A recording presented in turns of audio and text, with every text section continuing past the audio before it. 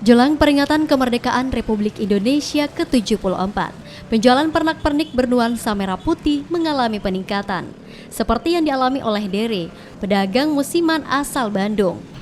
Dalam sehari, Dery mengaku bisa menjual hingga 5 buah item, berupa pernak-pernik atau bendera merah putih. Untuk satu pernak-pernik atau bendera yang dijual, ia memperoleh keuntungan ribuan hingga puluhan ribu rupiah. Pernak-pernik dan bendera merah putih ini didatangkan dari Bandung, Jawa Barat, dan merupakan hasil jahitan dari keluarganya sendiri. Bandung, Jawa Barat. Ya terkadang tergantung pembelinya, agak yang kalau di musim ramai ya pasti ramai. Ya kalau lagi sepi ya lagi sepi, karena banyak penjual.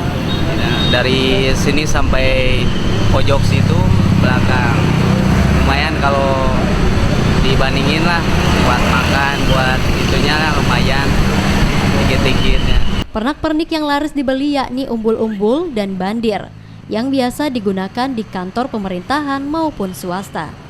Sementara bandir jumbo dihargai Rp125.000 dan background Garuda Rp600.000 untuk ukuran 10 meter. Arif Tirtana, Kompas TV, Makassar.